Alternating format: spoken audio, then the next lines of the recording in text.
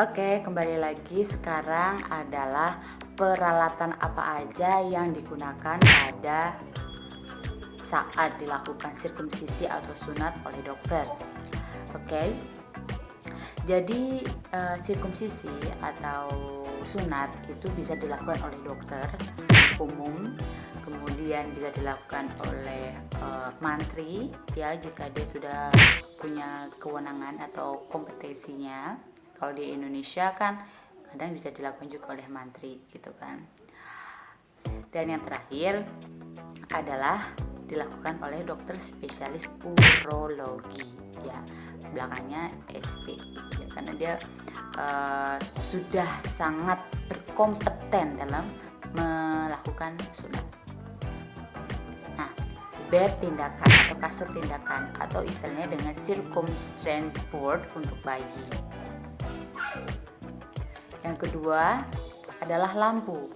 Lampu juga sangat penting banget dibutuhkan karena mengingat penis dan itu kan ukurannya sangat kecil, dan dimana-mana kalau setiap tindakan pasti membutuhkan lampu. Yang selanjutnya adalah sarung tangan, kemudian apron, kemudian masker, kemudian topi dan peralatan khusus lainnya, contohnya kayak pakaian saat dilakukan tindakan bedah di ruang operasi juga begitu. Ada instrumen tray untuk duduk steril, jadi untuk menutupi bagian penisnya itu nanti ada kain khusus ya yang agak berlubang gitu untuk sebagai kain khusus dalam suatu tindakan operasi itu ada. Selanjutnya adalah minor set.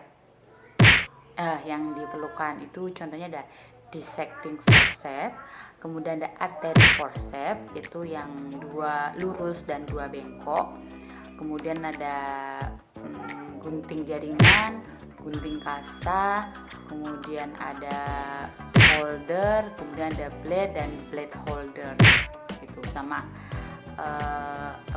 pinset itu yang digunakan untuk minor set saat melakukan bedah sirkumsisi atau sunat.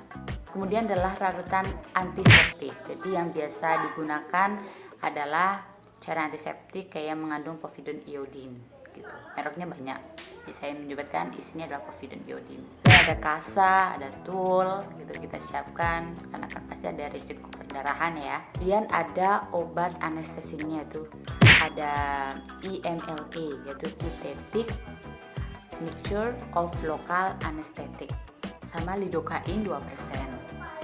Ada obat emergency ya, karena kan biasanya satu tindakan apalagi bedah minor, bedah yang mayor, yang besar, kita juga perlu ada obat-obat emergency tertentu ya, ketika ada pasien yang mengalami keadaan yang buruk kita sudah mempersiapkan obat-obatnya seperti itu. Kemudian ada benang jahit, ada chromic cut, kemudian Vicryl itu ukuran yang 3, kemudian yang 4, dan ada plain cut juga. Kemudian untuk yang anak ya, untuk yang bayi itu ukurannya yang ukuran 4/5 itu yang Vicryl. Selanjutnya adalah jarum jahitnya, dan di sini aku akan menjelaskan jarum jahitnya yang seperti apa. Oke, gitu aja. Itu adalah beberapa peralatan yang digunakan oleh dokter. Juga perlu kita persiapkan karena sebelum dilakukan tindakan pasti dokter sudah mempersiapkan alatnya, kemudian sudah mempersiapkan segalanya, dan begitu pasien sudah datang sudah ada alat-alatnya. Itu semoga ilmu ini juga bermanfaat buat kalian semua, karena pada dasarnya bahwa yang dilakukan sirkumsisi atau sunat itu kan pasti ada manfaat dan risikonya. Jadi sebelum dilakukan kalian juga harus mengenali apa aja sih yang perlu dipersiapkan oleh dokter gitu, apa aja yang sudah dipersiapkan oleh keluarga atau pasien gitu aja. Oke, terima kasih, semoga bermanfaat.